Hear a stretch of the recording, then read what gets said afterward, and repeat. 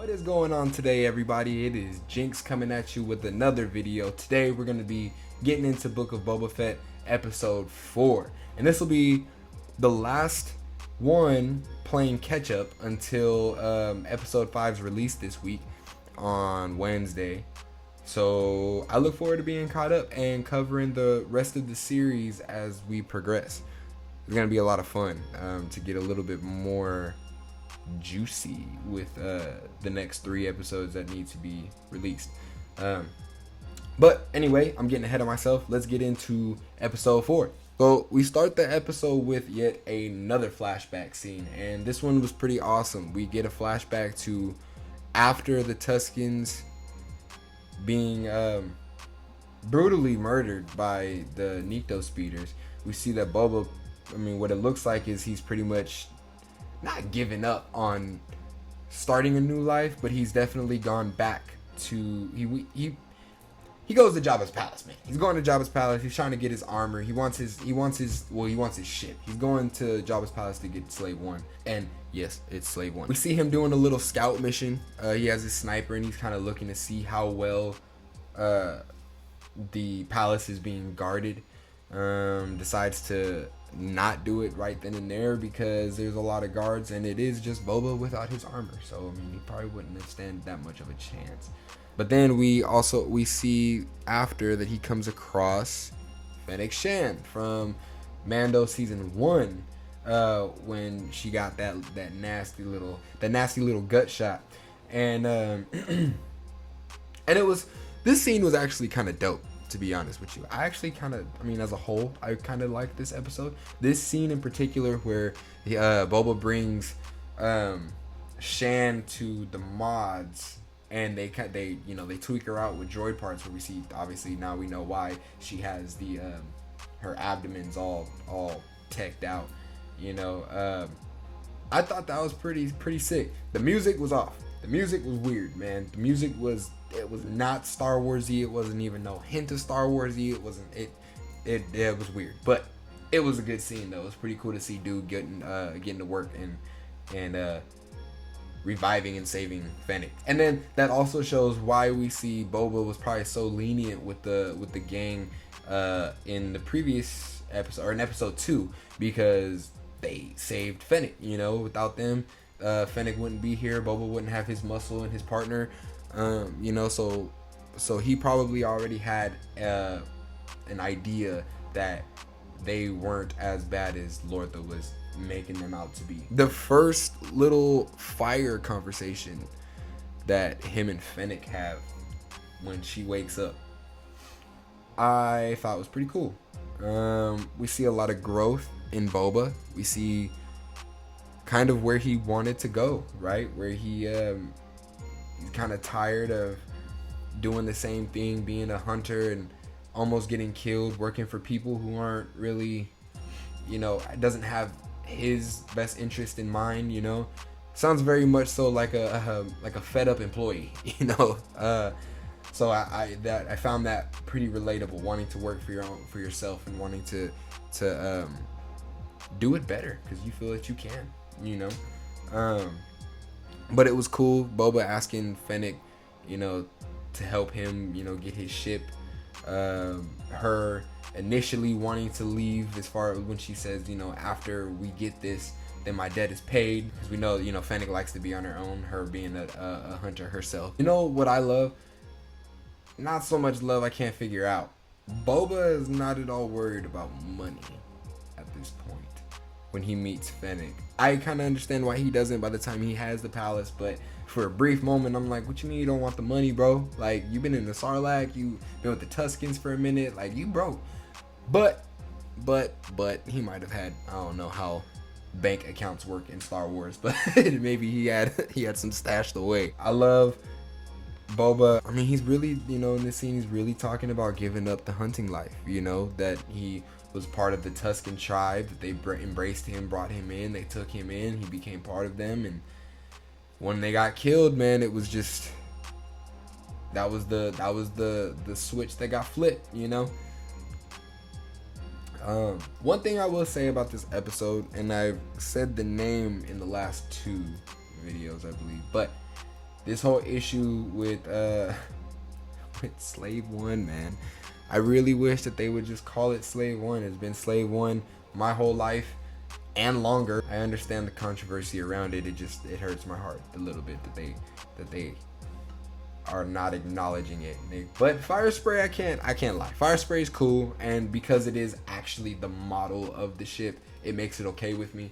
So I'm not really taking too many losses, but I mean, it's Slave One to me, man. It'll always be Slave One to me. The infiltration of Jabba's palace was pretty dope, I thought, when Boba and Shan get to the palace. What was pretty awesome was seeing some of the droids from the original trilogy.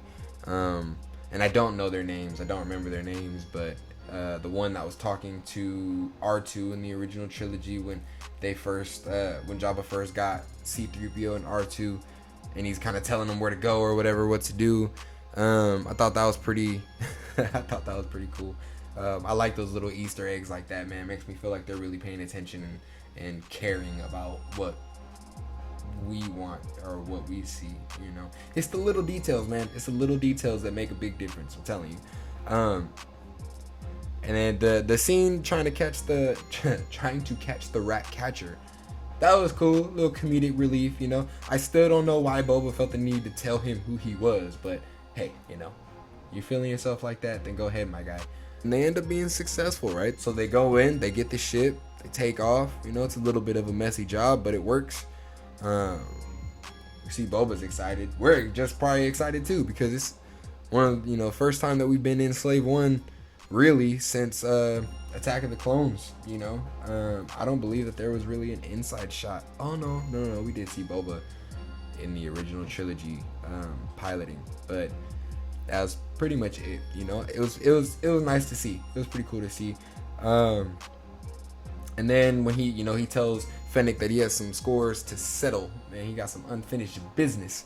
It was awesome to see him pull up on the Nikto speeders like that, man. He got right behind them, check me out, you know, took them out, and it was brutal, man. It was so awesome. It was so awesome. They didn't even see that coming. And then what was funny, Boba goes to see the Sarlacc. And it's funny because at first when I saw this, I was like, wow, Boba really pulled up on a Sarlacc, bro. Talk about holding a grudge, man. But then we learned that he's really just looking for his armor, right? Confuses me a little bit because he was awake when the Jawas were stealing the armor from him. You know, remember he went to go grab the Jawa, and the Jawa hit him and knocked him back out. Maybe he forgot, you know, or maybe he thought it was a dream, or I don't know. It was a little bit weird because I'm like why, dude? Like, you know, it got took from you, but you know, obviously he didn't know that. But it was cool to see the Sarlacc, man. The Sarlacc come out. I know that in Legends, the Sarlacc was said to be a person that he got stuck in the pit. Person got stuck in the pit, and then throughout the years, he eventually turned into the Sarlacc. I don't know if that's necessarily canon or if they're gonna keep that with canon now.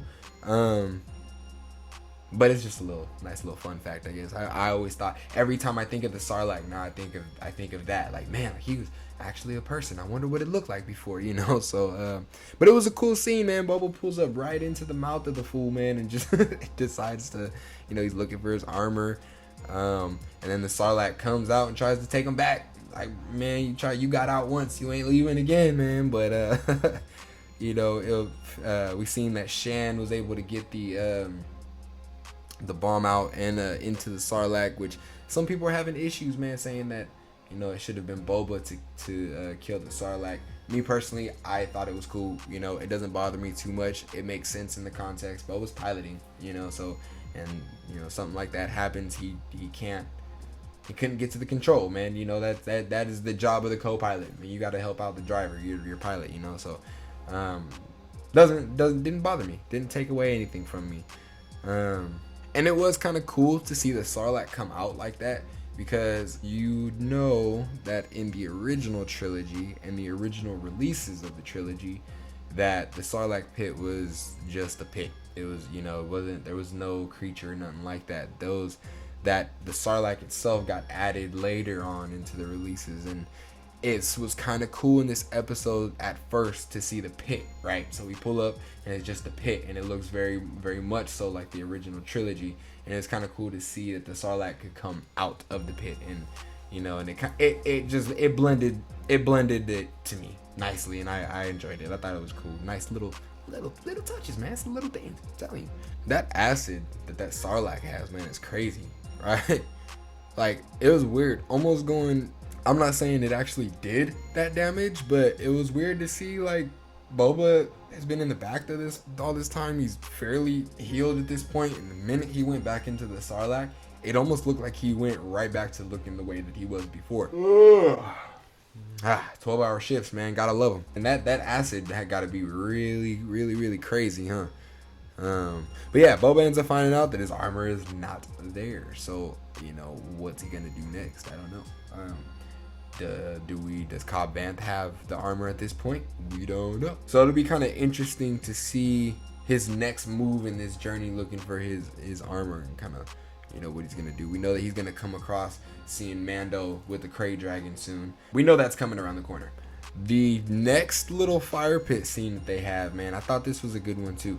It was kind of a rehash conversation, talking about, you know, those who don't care about them and just looking out for their own best self-interest, and how Boba wants to rule, basically, right? Boba wants to form his own house. And I think this is really in character, man. I honestly, I understand why people are having such an issue with Boba being so, I don't know if passive would be the right word, but not doing much and not being so savage and so violent and ready to whoop ass and whatnot. You know, I get it. But putting yourself into his shoes and his position, I feel like you would really understand, you know, not wanting to not rush your reaction, you know, not to, you know, you're not trying to, you're trying to build, you know, you're trying to build, and you want to do that in the most efficient way possible. And he's doing it, you know, he's building his crew. He's, you know, the way he recruits Fennec is awesome. You know, I think he kind of relates to the hunter in her that wants to quit, but is also like he is tired of being put in positions to be killed, you know, by their employers, you know, people who don't care about them. They just want a job done, you know.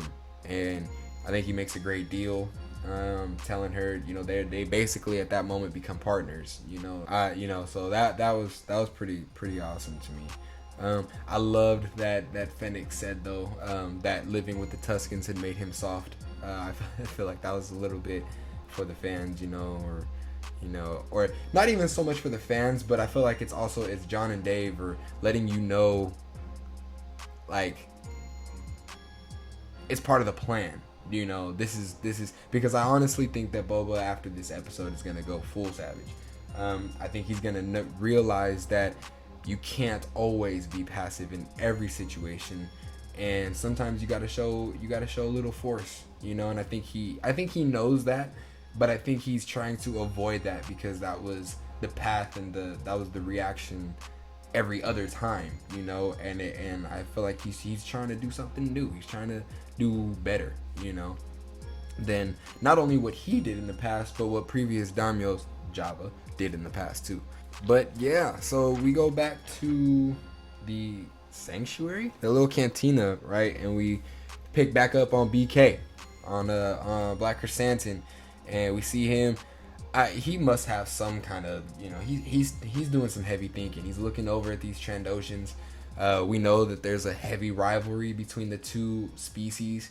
Trandoshans being slavers, Wookiees usually being the ones that get sold into slavery. You know, so he's over there, he's down in his, you know, his beer, you know, and just hardcore mugging, man, hardcore mugging, and you kind of know where this is gonna go. It was a sick scene though. It was a dope scene. I love seeing Krrsantan do what he should have did to the Power Rangers in the previous episode. You know, he goes full ham, throwing Trandoshans everywhere, beating the mess out of people. And then when the owner, not so much the owner, but the lady running the spot tries to calm him down and tries to get him to not rip the arm off of that one Trandoshan. I thought that was a brilliant scene, because for a minute I was like, man, like, she's about to talk him down, he ain't gonna do it, and then woo-wee, when that arm gets ripped off, dude, it was awesome. It was awesome. It was cool. It was a nice little episode. We need that brutality sometimes, man. Especially in Star Wars. I know Star Wars is lighthearted a lot. It's just a lot of the times for kids. But it's cool for us when we get a little bit of that darker edge to it. I thought that was a pretty cool scene. Then we get a little bit of backstory on him too. Not too much, but we learn that Krrsantan is a gladiator, was a gladiator, fought in the arenas. His little brass knuckles are dope, man. A little electric brass knuckles, I like those a lot. Those are pretty sick. The family meeting was cool, I thought. Boba he's trying to establish something, man. So he does what he has to do. He calls a meeting with the other families, and trying to let them know, like, hey, man, like, Pikes is moving in. This is what we need to do, what I need to do, what's gonna happen. The little Rancor intimidation move was pretty sick. It was kind of clever having the table sit right on top of the pit. In the end, it doesn't really go Boba's way. They kind of, they shun him. Telling him, they've only challenged Boba's territory, right? Like, why should we worry about it? Like, it's only you that's being messed with. Not knowing that probably if Boba is to go away, was to die, was to leave, was whatever, that they're definitely coming for your territory too. They might anyway, not trying to deal with Boba, it just might come for you guys and try to expand. You never know. But they didn't want out. They were being little sissies about it. Most likely because they wanted to be Daniel. But hey, you're not. So, but yeah, even in this scene, very mob life like, very Godfather like. I feel like he's trying to be Boba. Boba's trying to be a respectable businessman, trying to be cordial. He's not trying to be quick to, okay, you don't want to help, well then I'm gonna off you right now and not have to worry about you, and I'll take your crew. He very, very, very much so could have done that.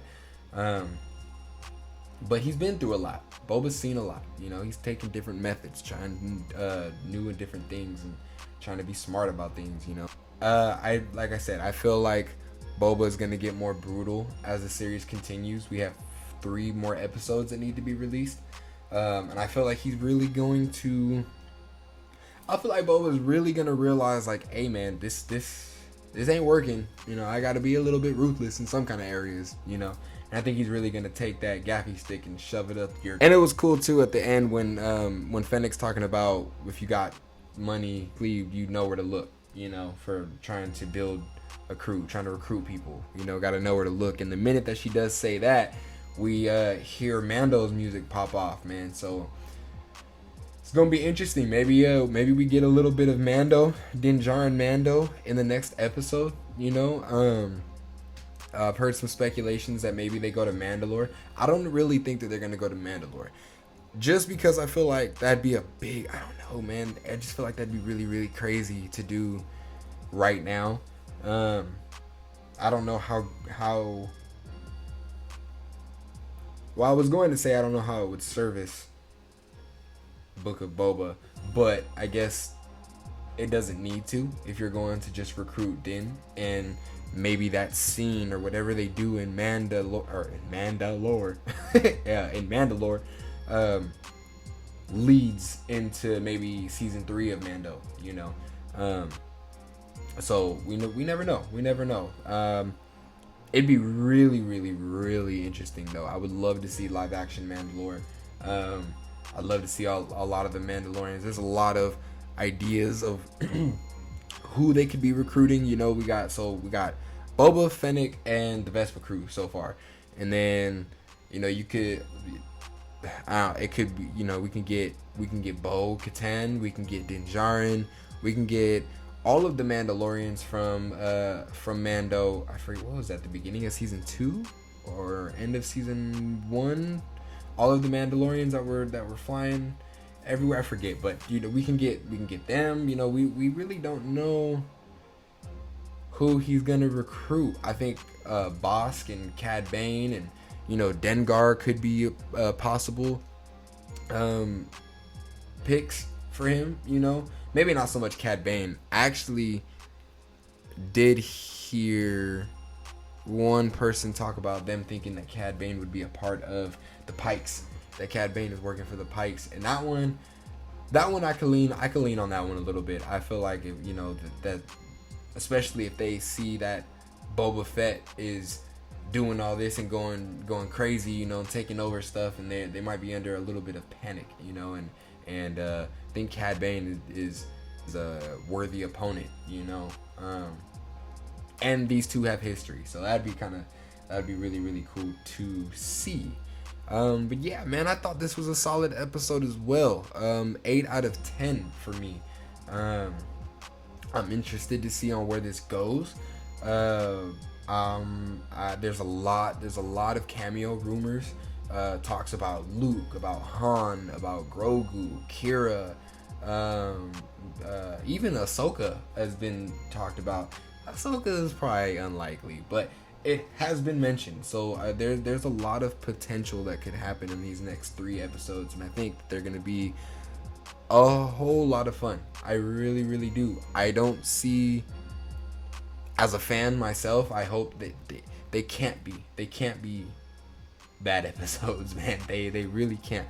I'm having a great time with Book of Boba Fett. I am, but the majority might feel different, and I'm aware of that, and I recognize that. It sucks, but Star Wars is in a delicate place right now, man. We got to be careful, you know. So these next 3 episodes, they got to be bangers. And I think they're gonna be. I think they're gonna be some good hitters. I think we're gonna have a good time, and I think by the end of the show, we're gonna be pretty satisfied with, hopefully, the direction that Star Wars is trying to go into. There's a lot of hype for Book of Kenobi. There's a lot of hype for Kenobi, and this, by the end of this show, is gonna affect that hype a little bit. It's gonna affect that hype one way or the other. So, but yeah, man, solid 8 out of 10 for me. I thought this episode was great, and I'm looking forward to episode 5. But do me a favor, let me know what you thought about this episode. If you liked it, if you thought it was trash, if you're not really feeling the direction that Boba is going in, or if you think that we're in a good spot and headed in a positive direction, let me know. I'd love to read them in the comments. If you like the content, if you like the video, you stay to the end, hit the like and subscribe button, hit the bell while you're at it too, so that you know when I post another video for you. And I hope you're having a great day. Have a great rest of your day, and I'll catch you later.